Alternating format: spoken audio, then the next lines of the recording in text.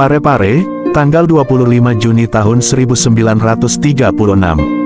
Di sebuah rumah sederhana di pinggiran kota, tangisan seorang bayi laki-laki pecah di tengah malam. Bayi itu diberi nama Baharudin Yusuf Habibie, anak keempat dari pasangan Alwi Abdul Jalil Habibie dan R.A.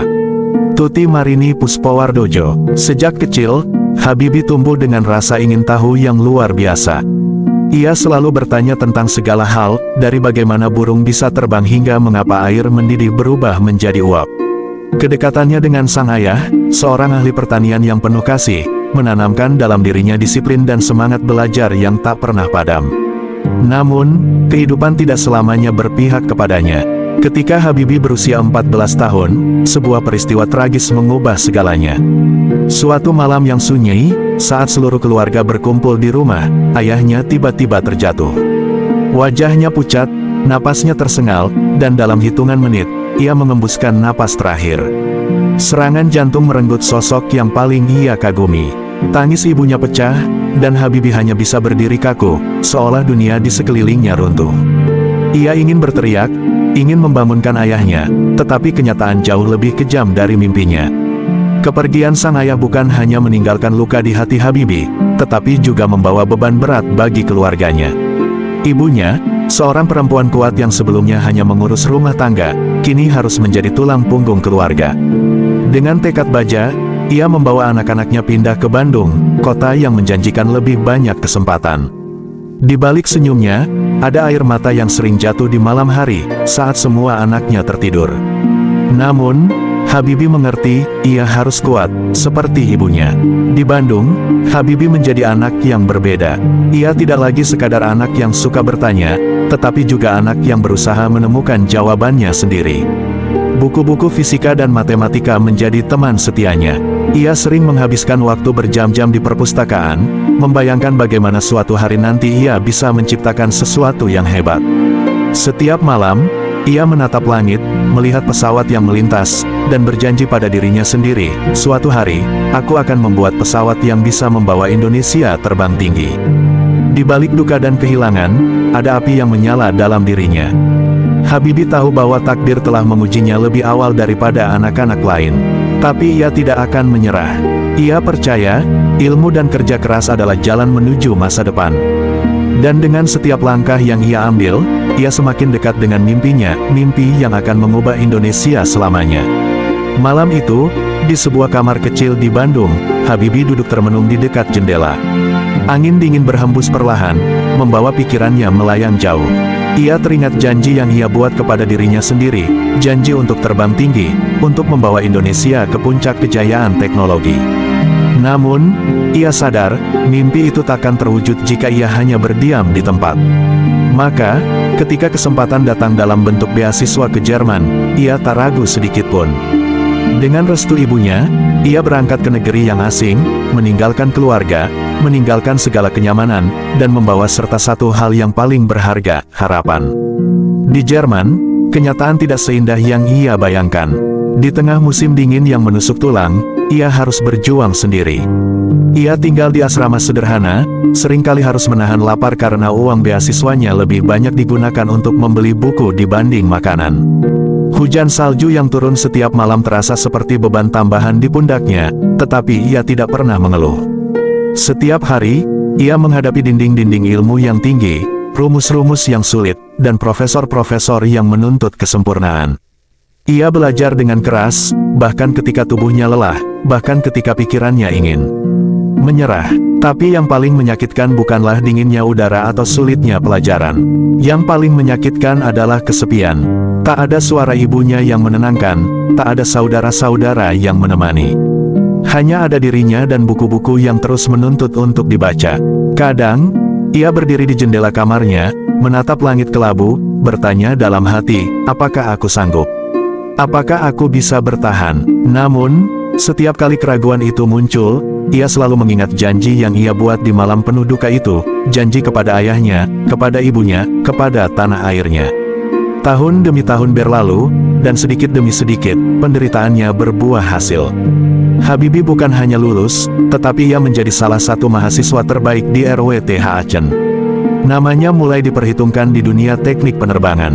Ia menciptakan teori, Crack Progression Theory, sebuah terobosan dalam ilmu aerodinamika yang membuatnya dikenal oleh banyak perusahaan penerbangan besar. Namun, bahkan ketika kesuksesan mulai mendekatinya, hatinya tetap tertambat di tanah air. Ia sering membayangkan bagaimana rakyat Indonesia masih tertinggal, masih menunggu sosok yang bisa membawa mereka menuju masa depan yang lebih baik. Lalu, suatu hari, sebuah panggilan datang dari tanah air. Suaranya berat, penuh wibawa. Soeharto, Presiden Indonesia saat itu, meminta Habibie untuk pulang. "Negaramu membutuhkanmu," kata suara itu. Habibie terdiam. Ia menatap ruang kecilnya, meja belajarnya yang penuh dengan buku, salju yang turun di luar jendela. Ia tahu, di sini, di Jerman, masa depannya sudah terjamin. Tapi, di Indonesia, ada mimpi yang masih harus ia wujudkan. Dengan hati penuh keyakinan, ia mengambil keputusan terbesar dalam hidupnya, ia akan pulang. Ia akan membangun sesuatu yang lebih besar dari dirinya sendiri, sebuah mimpi yang akan mengubah nasib bangsanya. Pesawat yang membawa Habibie dari Jerman mendarat di Jakarta dengan gemetar kecil di landasan. Saat roda pesawat menyentuh tanah, dadanya terasa bergetar hebat.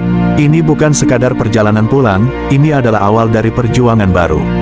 Ia melangkah keluar dari kabin, menghirup udara hangat Indonesia yang telah lama ia rindukan. Di hadapannya, para pejabat pemerintah dan tokoh-tokoh penting sudah menunggu. Tatapan mereka penuh harap, seakan-akan mereka melihat penyelamat yang akan membawa Indonesia menuju kejayaan industri penerbangan.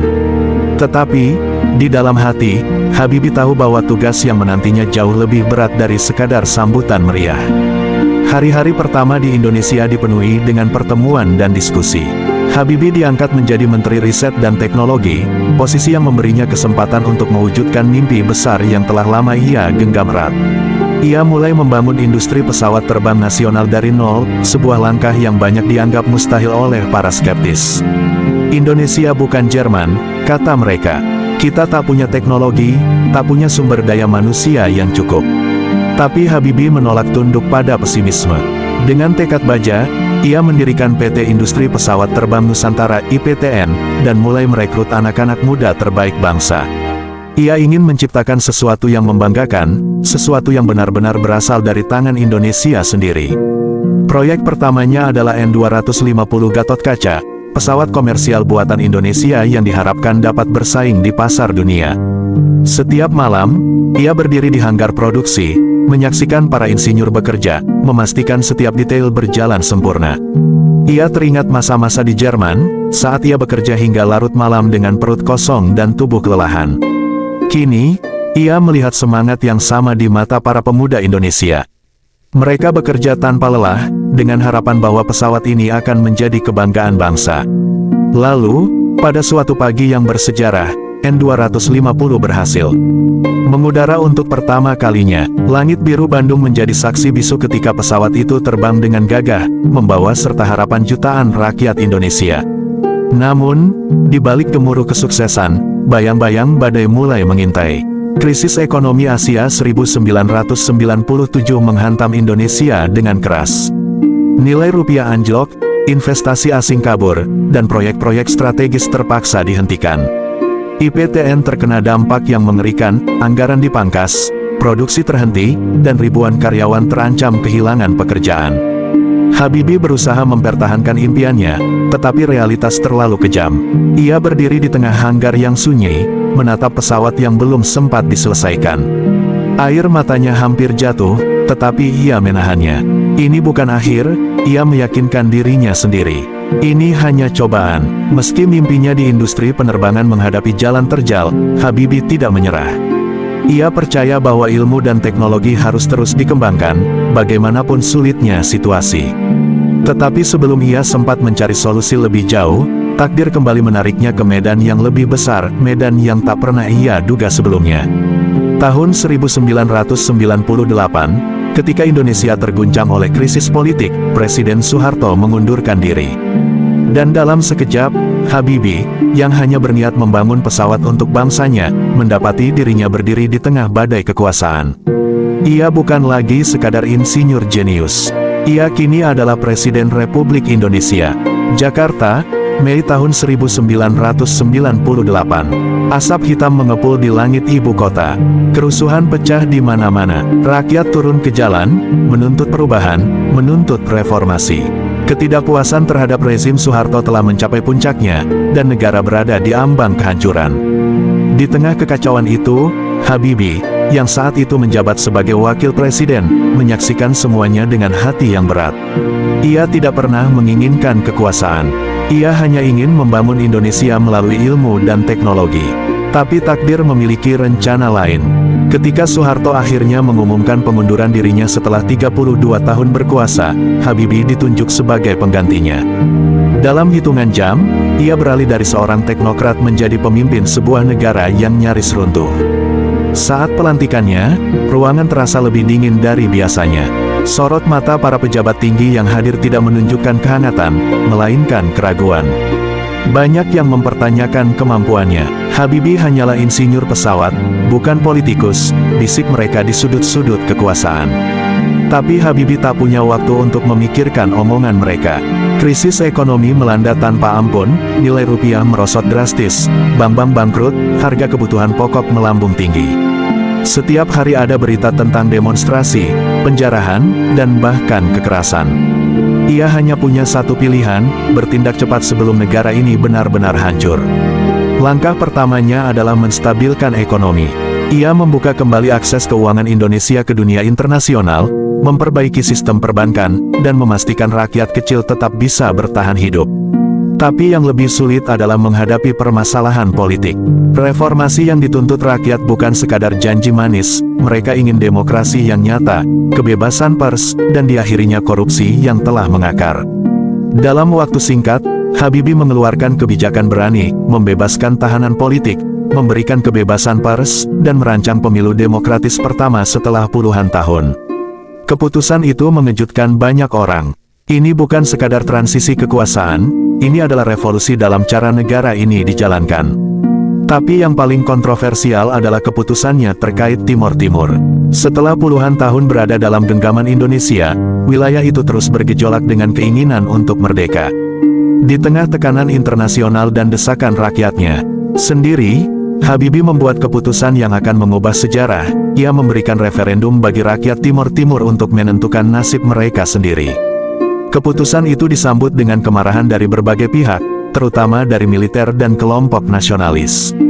Ketika hasil referendum menunjukkan bahwa mayoritas rakyat Timor Timur memilih merdeka, kekacauan kembali meletus. Habibie difitnah, dianggap sebagai pengkhianat bangsa. Padahal, dalam hatinya, ia hanya ingin mengikuti prinsip demokrasi yang selama ini diperjuangkan rakyat Indonesia sendiri. Saat masa jabatannya berakhir, Habibie menghadapi kenyataan pahit. Meskipun ia berhasil menstabilkan ekonomi dan membawa Indonesia ke jalur demokrasi, banyak pihak di parlemen yang menolak laporan pertanggungjawabannya. Ia merasa dikhianati, tetapi ia tidak marah. Ia tahu, sejarah akan menilai segalanya dengan adil. Pada akhirnya, ia memilih untuk mundur dengan kepala tegak, meninggalkan istana kepresidenan dengan satu keyakinan, bahwa ia telah melakukan yang terbaik untuk bangsa ini. Saat mobil yang membawanya menjauh dari pusat kekuasaan, ia menatap keluar jendela, melihat langit biru Jakarta. Meskipun ia tak lagi menjadi presiden, ia tahu bahwa perjuangannya untuk Indonesia belum selesai. Ia akan terus berkontribusi, tidak dengan kekuasaan, tetapi dengan ilmu, dengan cinta, dengan dedikasi yang tak akan pernah pudar. Jakarta, tanggal 20 Oktober tahun 1999. Matahari sore menyinari kaca mobil yang perlahan meninggalkan Istana Negara. Di dalamnya, Habibie duduk diam, menatap gedung-gedung tinggi yang berkilauan di kejauhan. Ia telah menyerahkan tampuk kepemimpinan kepada penerusnya, meninggalkan kursi kekuasaan tanpa penyesalan. Tetapi jauh di lubuk hatinya, ada luka yang sulit diungkapkan. Ia telah mengorbankan segalanya untuk negara ini, mimpinya, kehormatannya, bahkan kesehatannya. Namun, sebagian orang masih mencapnya sebagai pengkhianat, sementara yang lain meremehkan pengabdiannya. Dunia politik memang kejam, dan ia bukan pemain yang licin. Ia hanya seorang insinyur yang pernah mencoba menyelamatkan negeri dari kehancuran. Hari-hari setelahnya terasa sepi. Tak ada lagi rapat kabinet, tak ada lagi pidato di hadapan rakyat, tak ada lagi sorotan kamera yang mengikuti setiap langkahnya. Namun, bagi Habibie, perjuangan tidak harus dilakukan dari kursi kepresidenan. Ia kembali ke jalan yang selalu ia cintai, ilmu pengetahuan. Dengan semangat yang sama seperti saat muda, ia mendirikan Habibie Center, sebuah lembaga yang bertujuan untuk memajukan demokrasi, ilmu pengetahuan, dan teknologi di Indonesia. Ia ingin menciptakan generasi muda yang tidak hanya cerdas, tetapi juga berintegritas. Baginya, masa depan bangsa bukan ditentukan oleh politisi, tetapi oleh anak-anak muda yang bermimpi besar dan berani berjuang. Namun, ujian terbesar dalam hidupnya datang bukan dari dunia politik atau teknologi, melainkan dari cinta. Tahun 2010, istrinya, Hasri Ainun Habibie, yang selalu menjadi pendamping setianya, jatuh sakit. Kanker ganas menggerogoti tubuh perempuan yang telah menemani setiap langkahnya sejak muda. Habibie meninggalkan semua kegiatannya, terbang ke Jerman, dan mendampingi Ainun di rumah sakit. Hari demi hari ia habiskan di samping ranjang istrinya, menggenggam tangannya, membisikkan doa-doa penuh harapan. Tapi takdir berkata lain. Pada tanggal 22 Mei tahun 2010, Ainun mengembuskan napas terakhir.